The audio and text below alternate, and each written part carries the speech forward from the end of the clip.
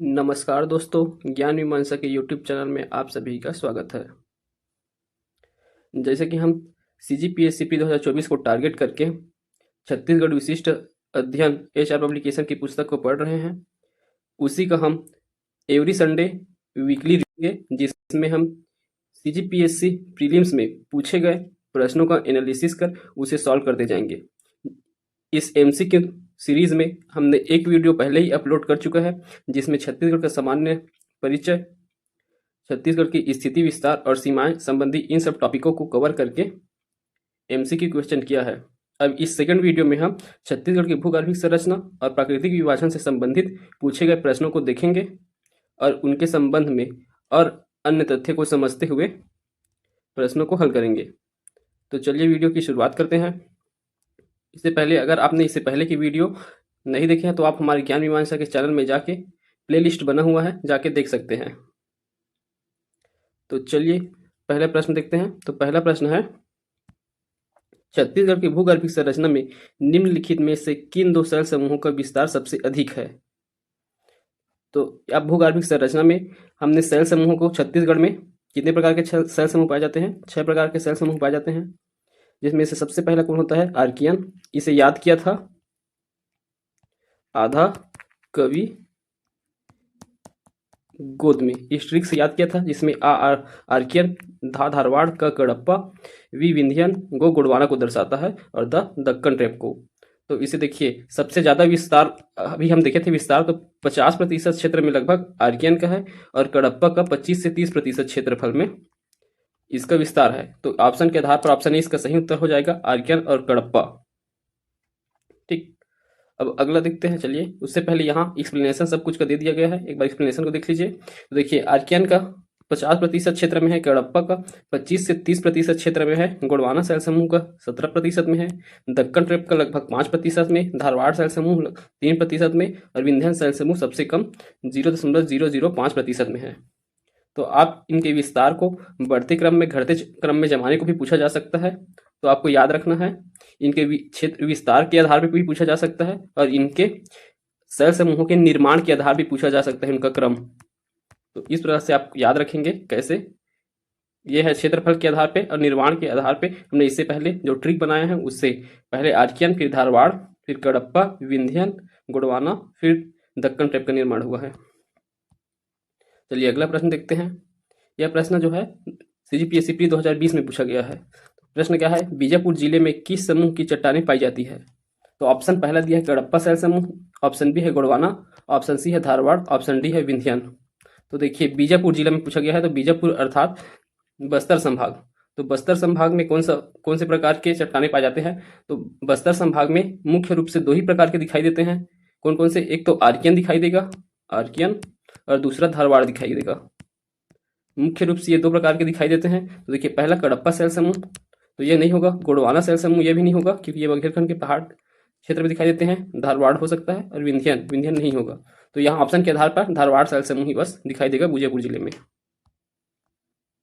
देखिए, इसमें यहाँ एक्सप्लेनेशन इसका दे दिया गया है। आपको इस वीडियो का PDF आपको हमारे टेलीग्राम चैनल ज्ञान मीमांसा पर उपलब्ध करा दिया जाएगा। अगर आप ज्ञान मीमांसा से टेलीग्राम से नहीं जुड़े हैं तो आप जो है टेलीग्राम में जाके ज्ञान मीमांसा सर्च कीजिए और वहाँ आपको दिख जाएगा ज्ञान मीमांसा। आप वहाँ ज्वाइन कर सकते हैं और वहाँ से फ्री PDF प्राप्त कर सकते हैं। अगला है, निम्नलिखित में से किस क्षेत्र में धारवाड़ सेल समूह का विस्तार नहीं है? तो देखिए, यह 2014 में पूछा गया प्रश्न है। तो धारवाड़ सेल समूह का विस्तार, तो धारवाड़ में कौन से खनिज पाया जाता है? मुख्य रूप से लौह खनिज और सभी धात्विक खनिज पाया जाता है। तो ऑप्शन पहला भानु प्रतापपुर, तो भानु प्रताप लौह अयस्क क्षेत्र के लिए प्रसिद्ध है। दंतेवाड़ा, यहाँ भी बैलाडीला लौह अयस्क के लिए प्रसिद्ध है। कवर्धा का चिल्फी घाटी क्षेत्र, यहाँ भी लौह अयस्क पाया जाता है। और यहाँ देखिए बलरामपुर, तो बलरामपुर के रामानुजगंज तहसील में, रामानुजगंज क्षेत्र में यहाँ भी लौह अयस्क पाया जाता है।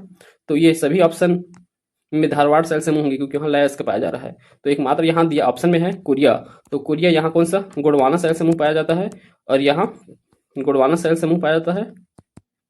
ठीक, तो गोंडवाना में कौन सा खनिज मिलेगा? कोयला। तो इस प्रश्न का आंसर धारवाड़ सेल समूह का विस्तार कोरिया जिले में नहीं है। तो इसका भी एक्सप्लेनेशन इसके बाद दे दिया गया है, आप PDF में बाद में पढ़ लीजिएगा। अगला है, सोनाखान संस्थर किस सेल समूह का हिस्सा है? तो देखिए, सोनाखान संस्थर तो हम धारवाड़ जब हम पढ़ रहे थे बुक को, तब धारवाड़ क्रम की चट्टानों को हम लोग 3 संस्तर में बटा हुआ देखते हैं। तो सबसे पहला कौन है? चिल्फी घाटी संस्तर। चिल्फी घाटी संस्तर जो कि दुर्ग संभाग में आता है।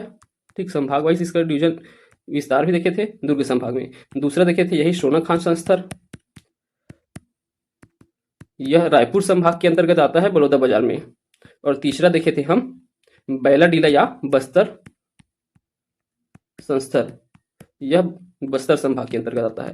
तो धारवाड़ शैल समूह इन 3 संस्थरों में बटा है। ये तीनों संस्तर जो है लौह अयस्क के लिए प्रसिद्ध है। चलिए अगला देखते हैं।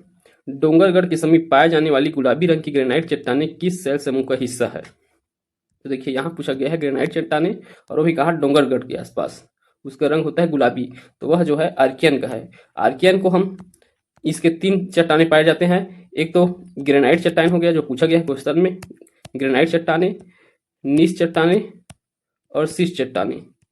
इन 3 चट्टानों के रूप में हम आर्कियन शैल समूह को प्राप्त करते हैं। तो 3 प्रकार के चट्टानों के रूप में पाया जाता है आर्कियन शैल समूह। तो इसी में से है ग्रेनाइट चट्टानें, और गुलाबी रंग की ग्रेनाइट चट्टानें डोंगरगढ़ क्षेत्र में पाया जाता है।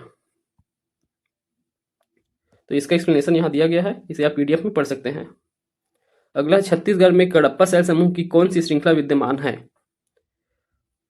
कडप्पा शैल समूह की कौन सी श्रृंखला विद्यमान है? तो इस प्रश्न का सही उत्तर हो जाएगा ऑप्शन ए, रायपुर चंद्रपुर श्रृंखला।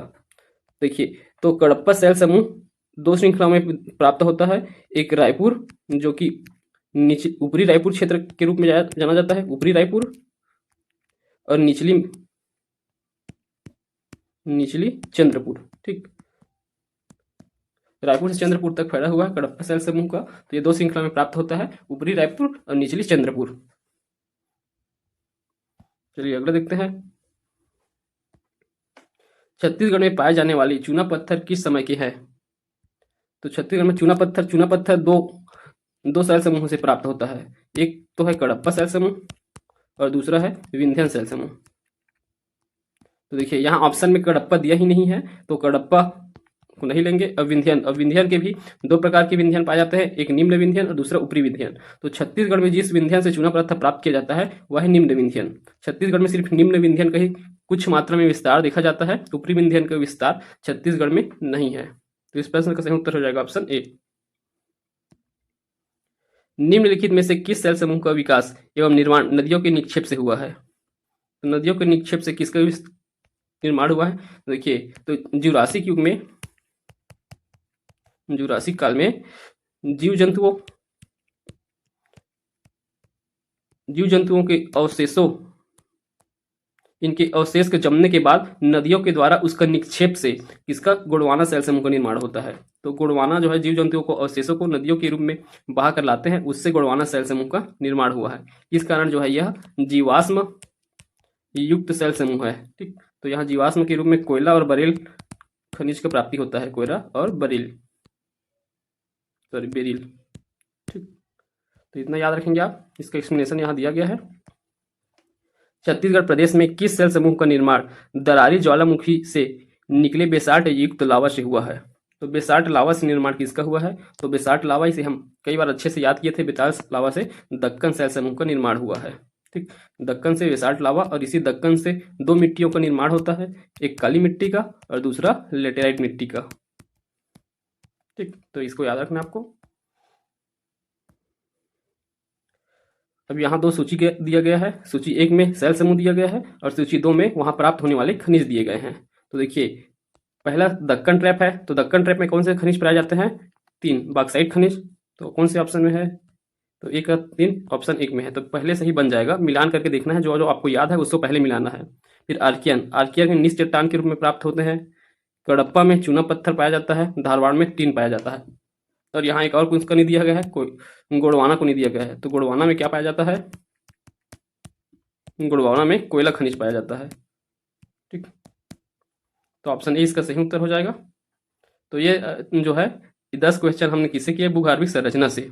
इसके बाद हम देखेंगे अगला टॉपिक है छत्तीसगढ़ का प्राकृतिक विभाजन। तो चलिए अब यहाँ से क्वेश्चन करते हैं। तो यहाँ पहला क्वेश्चन है, उत्तर छत्तीसगढ़ प्रदेश की सर्वाधिक उच्च भूमि है। उत्तर छत्तीसगढ़ प्रदेश की सर्वाधिक उच्च भूमि कौन सा है, आपको बताना है। तो ऑप्शन दिया है सरगुजा बेसिन, हसदो रामपुर बेसिन, छुरी उदयपुर की पहाड़ी, चांग बखार देवगढ़ पहाड़ी। देखिए ऑप्शन के आधार पे आपको बनाना है क्वेश्चन को। यहाँ उत्तर छत्तीसगढ़ का पूछा गया है। अगर उत्तर छत्तीसगढ़ की देखें तो सबसे ऊंची चोटी कौन सा हो जाएगा? गौरलाटा है। गौरलाटा है जो कि किसमें है? सामरी पाठ में। ठीक, और ये जो है छत्तीसगढ़ की सबसे ऊंची चोटी भी है जिसकी ऊंचाई 1222 मीटर है। ठीक, परंतु ऑप्शन में इसे नहीं दिया गया है, इसे यहाँ दिया गया है चांग बखार देवगढ़ की पहाड़ी। तो चांग बखार देवगढ़ की पहाड़ी पूर्वी बघेलखंड का सबसे बड़े, ये पूर्वी बघेलखंड का सबसे ऊंची चोटी है जिसकी ऊंचाई 1033 मीटर है। तो इसका आंसर हो जाएगा चांग बखार देवगढ़ की पहाड़ी। चलिए अगला देखते हैं। अब इसका एक्सप्लेनेशन यहाँ दिया गया है। छत्तीसगढ़ में बघेलखंड के पठार में किस युग की चट्टानें प्रमुखता में पाई जाती है? तो देखिए बघेलखंड के पठार, तो बघेलखंड के पठार में सबसे पहले कौन से चट्टान पाए जाते हैं? तो यहाँ पाए जाते हैं गोंडवाना चट्टान। ठीक, तो गोंडवाना क्रम की चट्टान पाए जाते हैं और गोंडवाना क्रम की चट्टानों का निर्माण हुआ है इसका क्रेटेशियस युग से लेकर के जुरासिक युग तक के निर्माण हुआ है। जुरासिक। ठीक, तो ऑप्शन में क्या दिया हुआ है? यहाँ जुरासिक युगीन है। तो जुरासिक युगीन शैल समूह पाया जाता है बघेलखंड पठार में, जिसे गोंडवाना शैल समूह के नाम से जानते हैं। चलिए अब अगला देखते हैं। छुरी की पहाड़ियों का अधिकांश भाग किस जिले में वितरित है? तो छुरी की पहाड़ियों का अधिकांश भाग है कोरबा जिले में। तो देखिए यहाँ छुरी, उदयपुर और मतिरिंगा,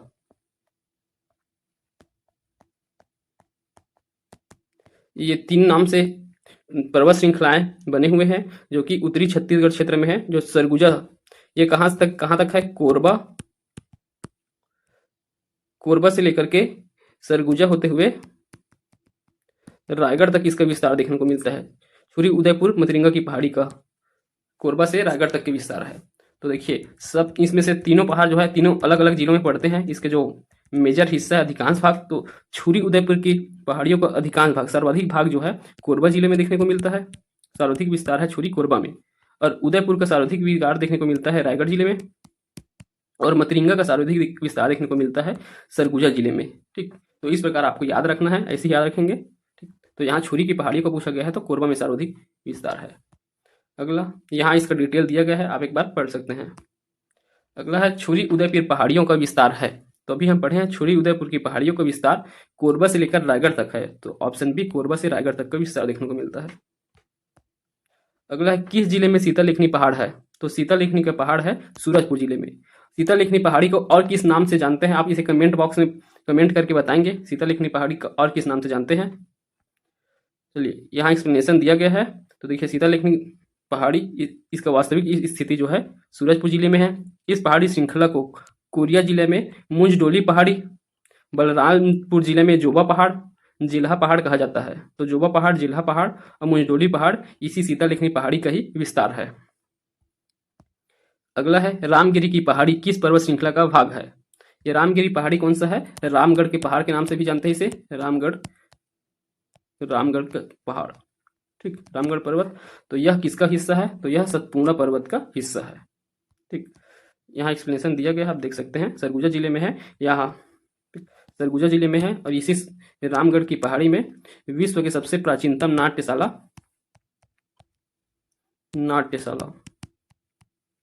जिसका नाम क्या है? सीता बिंगरा की गुफा। सीता बिंगरा की गुफा, जोगी मारा की गुफा, ये सभी गुफाएं जो है रामगढ़ की पहाड़ी में ही स्थित है। अगला गौरलाटा चोटी किस पाठ में स्थित है? अभी कुछ देर पहले ही हम लोग प्रश्न में देखे हैं कि गौरलाटा सामरी पाठ में है। तो सामरी पाठ में है गौरलाटा, छत्तीसगढ़ की सबसे ऊंची चोटी है जिसकी ऊंचाई 1222 मीटर है। सामान्यतः छत्तीसगढ़ राज्य का ढाल किस दिशा की ओर है? तो ढाल के निर्धारण कौन करती है? उस क्षेत्र में बहने वाली नदियों का जो प्रवाह क्षेत्र है, नदियों के प्रवाह क्षेत्र से ही उस क्षेत्र का ढाल किस दिशा में है इसका निर्धारण होता है। तो देखिए छत्तीसगढ़ का पूछा गया है। तो छत्तीसगढ़ की जीवन रेखा कहे जाने वाली नदी है महानदी। तो अगर महानदी का हम प्रवाह क्षेत्र देखते हैं तो महानदी का प्रवाह क्षेत्र कहाँ होता है? पूर्व की ओर होता है। ठीक, इस कारण जो है छत्तीसगढ़ राज्य का ढाल भी पूर्व दिशा की ओर दिखाई देगा। तो इस प्रश्न का सही उत्तर हो जाएगा ऑप्शन डी। महानदी का मैदान निम्नलिखित में फैला हुआ है। तो महानदी का मैदान कहाँ फैला हुआ है? उत्तरी छत्तीसगढ़ नहीं, मध्य छत्तीसगढ़ में फैला हुआ है, दक्षिण में भी नहीं, युक्त सभी। तो महानदी का मैदान मध्य छत्तीसगढ़ में फैला हुआ है। उत्तरी छत्तीसगढ़ में सरगुजा बेसिन कहलाता है और दक्षिण में गोदावरी शबरी का मैदान है। ठीक, तो ये हो गया मध्य छत्तीसगढ़। और इसका क्षेत्रफल देखें तो 68,064 में फैला किलोमीटर क्षेत्रफल है इसका, वर्ग किलोमीटर, जो छत्तीसगढ़ के कुल क्षेत्र का 50.34% क्षेत्र में है। आगे इसे देखेंगे। देखिए, तो निम्नलिखित में से कौन सा भौतिक भाग छत्तीसगढ़ में सर्वाधिक क्षेत्र को घेरता है? तो सर्वाधिक क्षेत्र को महानदी मैदान घेरता है। यहाँ उसके भौतिक विभाजन, इसे हम अच्छे से याद भी किए थे। तो देखिए, भौतिक प्रदेश पहले महानदी को याद किए थे। 68,064 इसका क्षेत्रफल 50.34% है पूरे राज्य के क्षेत्रफल का। दंडकारण्य का पठार 3960 वर्ग किलोमीटर, जो राज्य का 28.91% है। पूर्वी बघेलखंड का पठार 21,863 16.16%। जसपुर पाठ 6.2 = 8 होता है, तो 6 और 2 0 8। और यहाँ प्रतिशत भी याद किए थे 459, तो 459। ठीक, ऊपरी महानदी बेसिन को ऊपरी नर्मदा बेसिन से अलग करने वाली श्रेणी है। तो ऊपरी महानदी बेसिन को किससे अलग करती है? नर्मदा बेसिन से। तो यह कार्य करता है मैकल श्रेणी। तो मैकल श्रेणी द्वारा महानदी बेसिन और नर्मदा बेसिन के मध्य जल विभाजक का कार्य करता है मैकल श्रेणी। तो जल विभाजक पूछा गया है यहाँ। ठीक, चलिए अगला है, छत्तीसगढ़ के निम्न जिलों में से मैकल पर्वत श्रेणी किसका भाग नहीं है? तो मैकल श्रेणी जो है छत्तीसगढ़ के पश्चिमी क्षेत्र में फैला हुआ है, पश्चिम में। तो पश्चिम में यह गौरेला पेंड्रा मरवाही से, पेंड्रा से लेकर के इसका विस्तार नीचे में राजनांदगांव तक दिखाई देता है। ठीक, यहाँ तक के मैकल पर्वत श्रेणी है। पेंड्रा के बाद यहाँ मुंगेली जिला आ जाता है, उसके बाद कवर्धा जिला आ जाता है, खैरागढ़ जिला आ जाता है और राजनांदगांव। ठीक, इतने जिलों में मैकल पर्वत श्रेणी का विस्तार है। तो ऑप्शन देखिए, राजनांदगांव है, कवर्धा है और बिलासपुर। ये प्रश्न पूछा कब गया था? 2011 में। 2011 में पेंड्रा अलग से जिला नहीं बना था, ना ही मुंगेली अलग से जिला बना था। तो वो दोनों बिलासपुर के अंतर्गत आते थे। इस कारण जो है बिलासपुर भी मैकल पर्वत श्रेणी का हिस्सा था, परंतु वर्तमान में बिलासपुर भी मैकल श्रेणी का हिस्सा नहीं है। तो यहाँ आंसर लिया गया था रायगढ़ को, और अभी जो है आंसर दोनों हो जाएंगे। ठीक, तो आपको याद रखना है। अगला, छत्तीसगढ़ की मैकल श्रेणी की पहाड़ियों में सबसे ऊंची चोटी कौन सी है? तो मैकल श्रेणी में सबसे ऊंची चोटी बताना है, तो वो है बदरगढ़ की चोटी, जो कि मैकल श्रेणी का हिस्सा है, बदरगढ़ की चोटी। और यह जो है छत्तीसगढ़ के मैदान या मध्य छत्तीसगढ़ का सबसे ऊंचा, ठीक, इसकी ऊंचाई कितना है? 1176 मीटर इसकी ऊंचाई है, और राज्य का तीसरा सबसे ऊंचा है ये। ठीक, तो आपको इसे याद रखना है। अगला है, छत्तीसगढ़ की मैकल श्रेणी की पहाड़ियों में सबसे ऊंची चोटी कौन सी है? सॉरी, इसी प्रश्न का आंसर था, इसका व्याख्या यहाँ दिया गया है। 1176 है इसका, कवर्धा जिले में स्थित है बदरगढ़ की चोटी। छत्तीसगढ़ में निम्नलिखित में से कौन से क्षेत्र का कम वर्षा प्राप्त करते हैं? तो सबसे कम वर्षा प्राप्त करने वाला क्षेत्र है मैकल रेंज। और इसका कारण क्या होता है? मैकल रेंज वृष्टि छाया प्रदेश में आता है। वृष्टि छाया का मतलब है यहाँ मानसून की हवाओं को आने से पर्वत रोक देता है, जिसके कारण मैकल क्षेत्र के पूर्वी भाग में, जिसमें आते हैं कवर्धा, मुंगेली और राजनांदगांव जिले, यहाँ कम वर्षा होता है। अगला है, छत्तीसगढ़ का सर्वाधिक भौगोलिक क्षेत्र किसके अंतर्गत आता है? तो भौगोलिक क्षेत्र अंतर्गत आता है, तो छत्तीसगढ़ का अगर भौगोलिक क्षेत्रों को पहाड़ों, मैदानों, पठारों और पाठों में बांटते हैं, तो छत्तीसगढ़ का अधिकांश भाग पठारों के अंतर्गत आता है। तो सर्वाधिक विस्तार पठार का है। तो छत्तीसगढ़ का अधिकांश भाग पठार के अंतर, इसीलिए इसे भारत में प्रायद्वीपीय पठार के अंतर्गत वर्गीकृत किया गया है, प्रायद्वीपीय पठार के अंतर्गत। ठीक, क्योंकि सबसे ज्यादा पठार है, छत्तीसगढ़ में अधिकांश पठार क्षेत्र है। अगला, ये लास्ट क्वेश्चन है इसमें, महानदी बेसिन। अब इसमें बताना है आपको महानदी बेसिन की स्थिति में, उसके रिस्पेक्ट में उत्तर भाग में क्या है, दक्षिण में क्या है, पूर्वी भाग में क्या है, पश्चिमी में क्या है, आपको सम्मिलित करना है। महानदी बेसिन की सीमा कौन कौन से क्षेत्र में बनता है? तो महानदी बेसिन के उत्तरी भाग में क्या रहेगा?